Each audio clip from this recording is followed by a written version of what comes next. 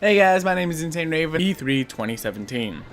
Now, personally, I found this E3 to be kind of disappointing.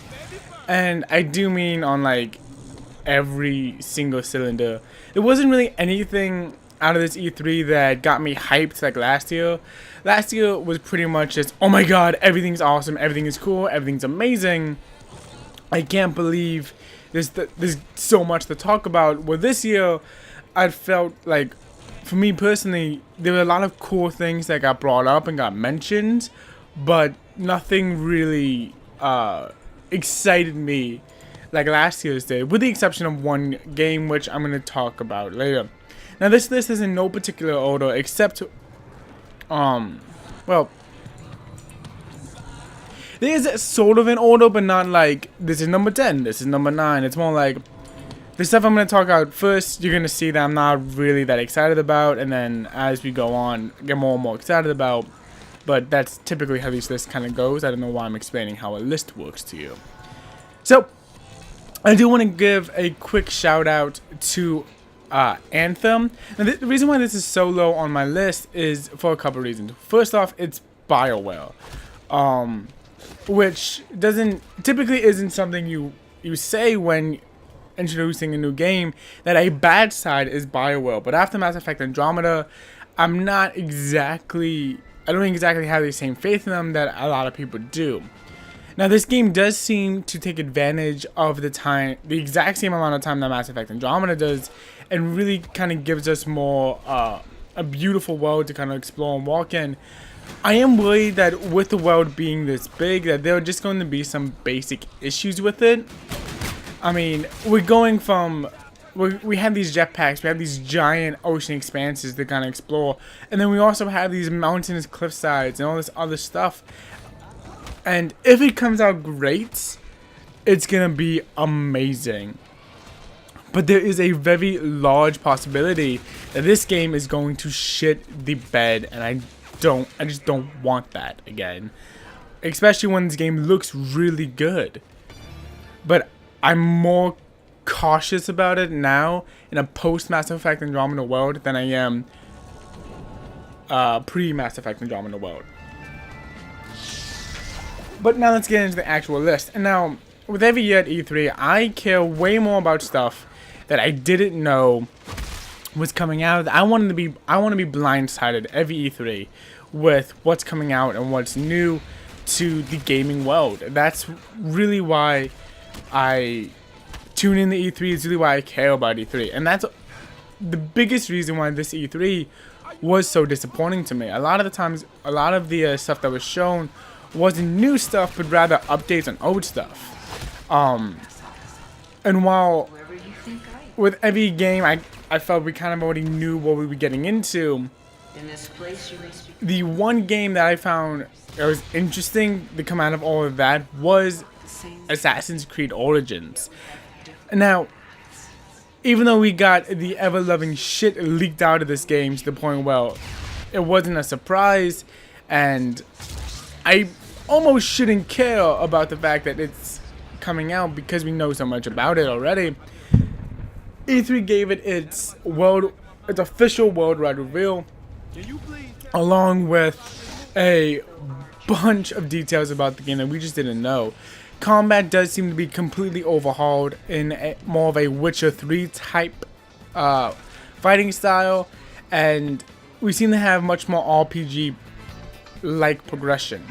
Now, I'm not exactly sure how the public took the RPG elements of Assassin's Creed Syndicate. I didn't really care to look, but I personally I enjoyed them. They gave me more of a choice in my style and how I wanted to approach each situation, and I did enjoy that for the most part. Now, was the RPG progression system in Assassin's Creed Syndicate perfect? Not by a long shot. In fact, they could have fixed a lot of things, mainly making it one character. Even though the concept of having twins was fun, it just wasn't necessary, all in all, in my opinion. But Assassin's Creed Origins seems to really be taking that on a turn. The other reason why I'm really excited for Assassin's Creed Origins is because we saw this giant snake, which seems to be serving as a sort of a boss fight type deal, which to me is really exciting. I personally love the Egyptian mythos and just the gods of Egypt. I think they're fascinating because I don't know a lot about them. So just to see that it seems to look like the Assassin's Creed Origins is going into that mythos, it could go a big way in serving how the whole Juno plot lines work out, because if I'm honest, that is the roughest part of Assassin's Creed Origins, and I don't think I'm going to get a lot of argument there. As the Assassin's Creed franchise as a whole, not Assassin's Creed Origins. You must first prove that you like. So next, I want to talk about, where's my page, because my thing keeps flipping. I want to talk about Evil Within 2 and Wolfenstein 2. Now the reason why I'm giving both these games one slot versus their individual slots is because we don't know a lot about them. We pretty much just got cinematic trailers and like concept trailers for them versus any actual gameplay or anything concrete. And both of these games aren't something that I've been dying to see. They are something that I'm interested in to kind of see how they work and how they flow, but they're not something I'm dying to get my hands on. I do find it interesting that Evil Within 2 is really being focused on the daughter of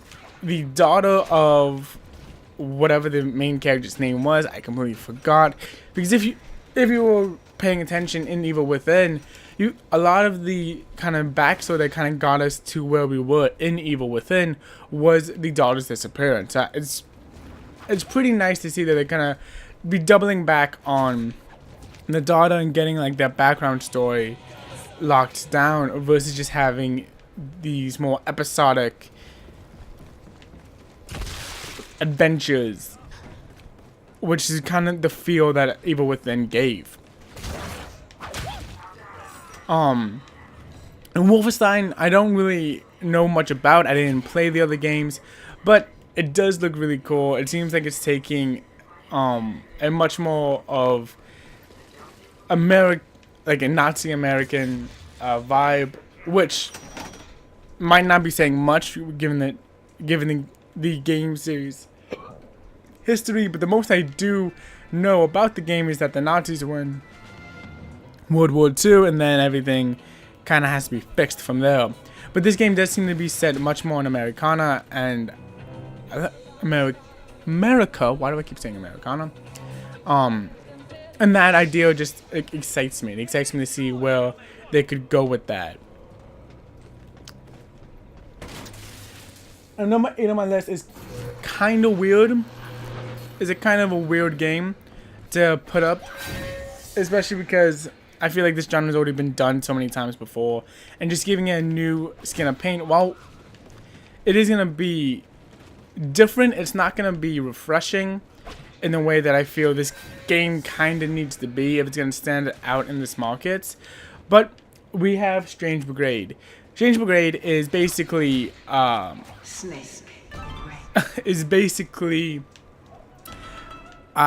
a State of Decay 2, but with mummies and taking back... No, Left 4 Dead. That's the game I'm thinking of. It's much more of a Left 4 Dead feel, except with mummies and a more of a 1920s era twist on it versus the zombie wave games that we kind of get today. Now, the reason why this is kind of so low on the list and so low to be talking about is because I feel like we've kind of beaten this genre to death. Like seriously, how many wave-based games are you gonna make where you just shoot the thing? Now, the thing that kind of sets this game apart is again the Egyptian setting, which is really weird that everyone seems to be doubling down on Egypt. Not that I find that as a bad thing. I just find that it's something of note that everyone seems to really be doubling down on Egypt right now. But you do have these kind of giant monster boss type things that seem to be changing up the play style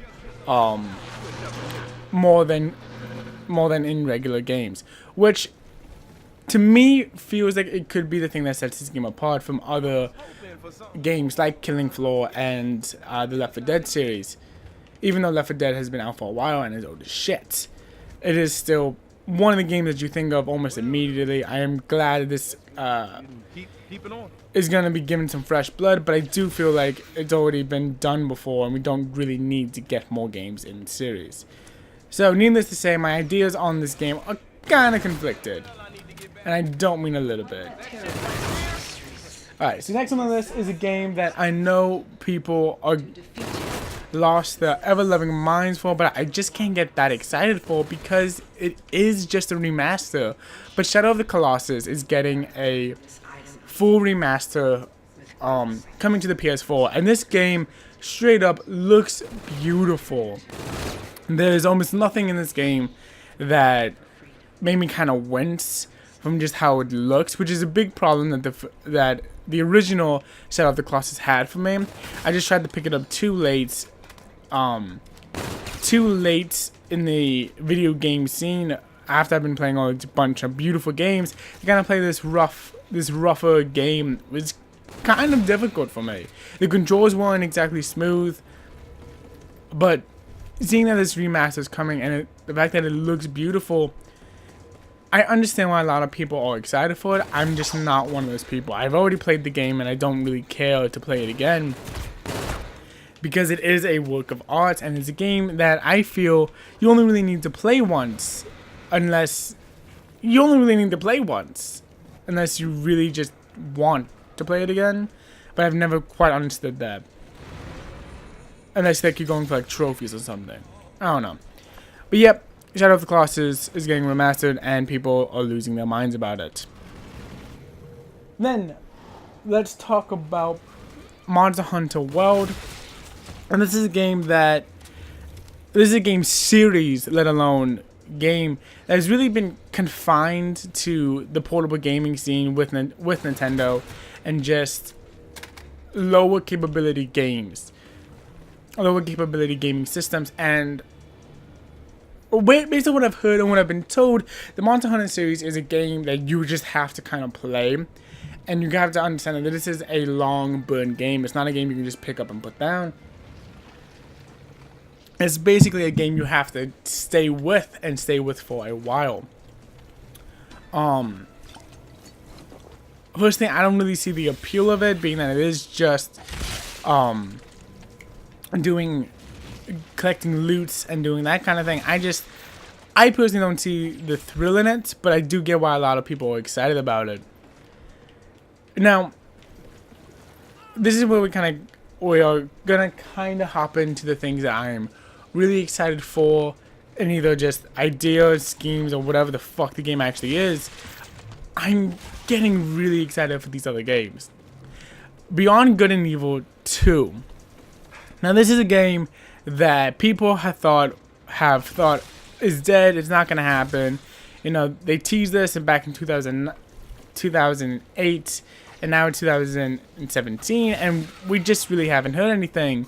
So to see that trailer come up and kind of blow people's minds was amazing. Now, I never played the original game, but I do know that it is like one of those games that people hold in reverence. And the fact that I'm going to be able to play a sequel where it's not going to be similar to the original, it's going to still be in that franchise, excites me to no end. It's almost like saying when your dad was a fan of a game, or when your dad was a fan of a baseball team, you then went to play on that baseball team. It feels really like a new age classic type feel, and I'm excited to get my hands on a Beyond Good and Evil game. Then we have a number 2, which a lot of people are probably going to give me shit for this game being so high on the list.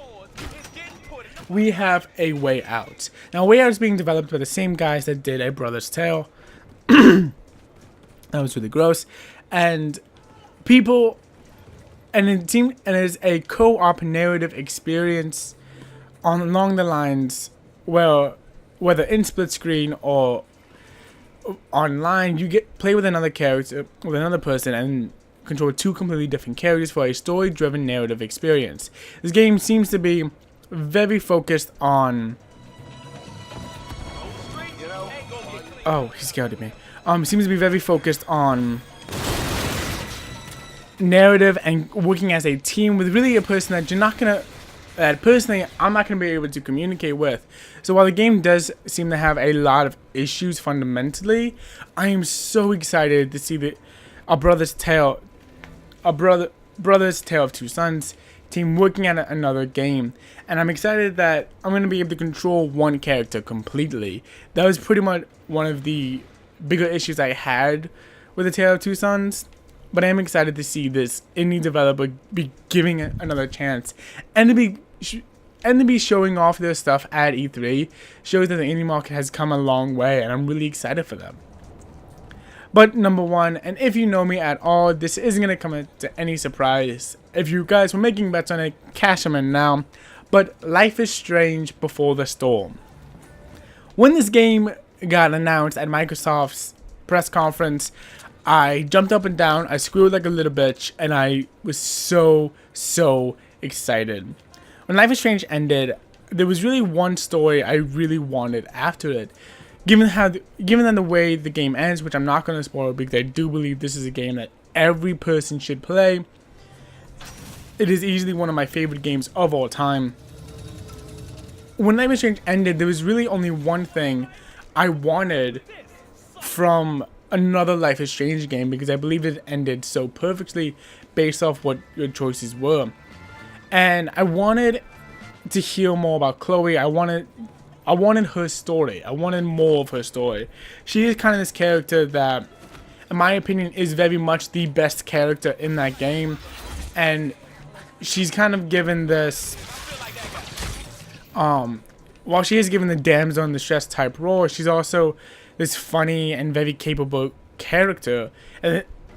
But it's very clear that a lot of shit has happened to her between the time where Max Caulfield was with her and the time where she wasn't. So just to see that kind of split between them, and to see what that time was like is really exciting. But now we're gonna get into the plethora of issues I have with this game, which, as excited as I am for this game, I am also terrified of this game, because frankly, this game already, in my eyes, has a lot of issues, and I am terrified of what this means. So first off, it is only 3 episodes long, which, being that it is a prequel and it's a self-contained story, I can get behind that. What I can't get behind is there being a 4th episode locked behind the deluxe edition of the game, deemed the farewell episode. This 4th and secretive episode, only locked behind the deluxe edition, is going to be a farewell episode where you get to play as Max Caulfield again, said by the developers of the game themselves. Now, this in itself just seems to be a huge step back. Why are you going to have these 3 episodes where you're drenched with Chloe just to throw Max Caulfield as essentially your finale to the game? To me, it doesn't make sense. Even though, yes, I love Max, I would much rather have had the opportunity to play as Chloe and interact with Max.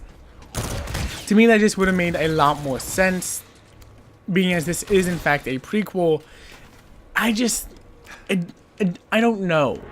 Like, I don't know why they would make that decision, but it is a decision that they've made, and I've already pre-ordered, so I can't bitch too much.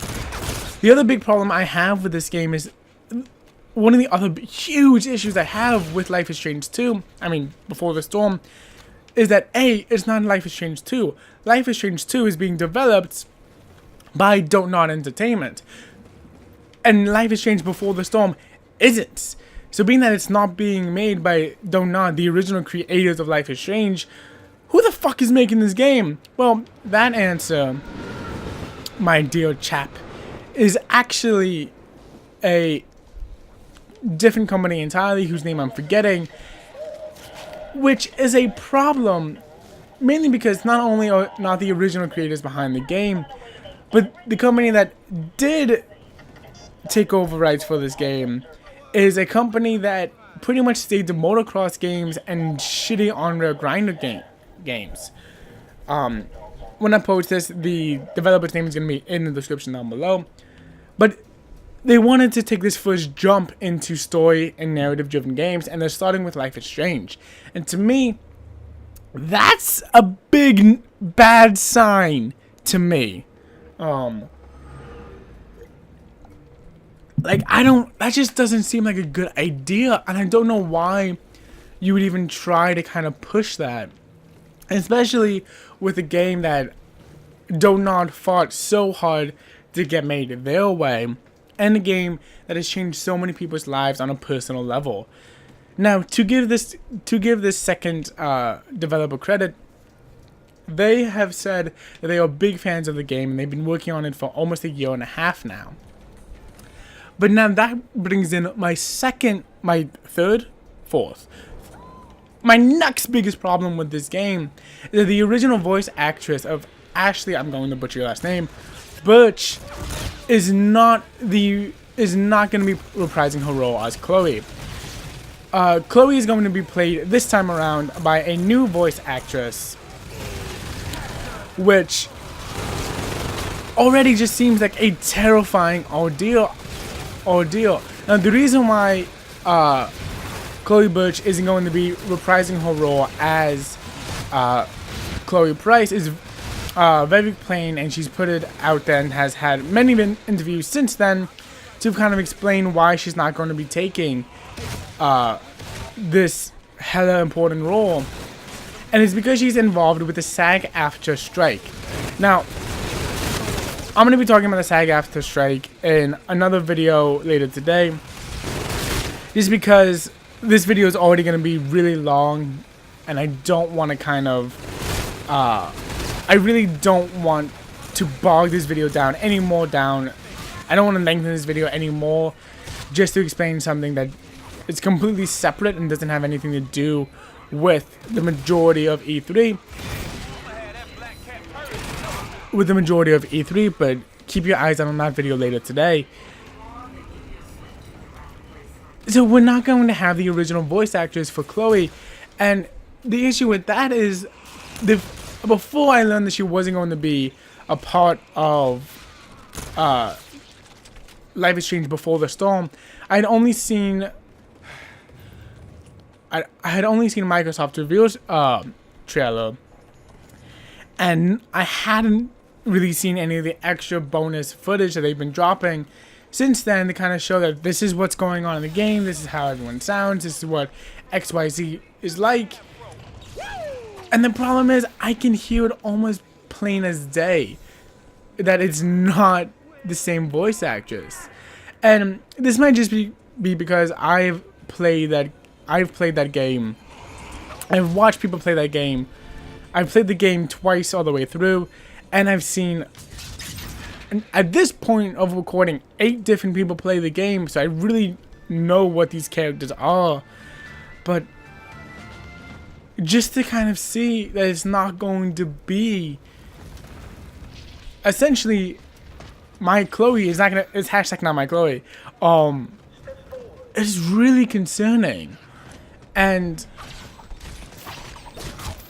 my biggest deal is, I'm worried that this game is basically going to ruin my baby that was Life is Strange. I'm worried that this game, in the hands of another developer, in the hands of another performer, is going to be in a shitty place when this game comes out.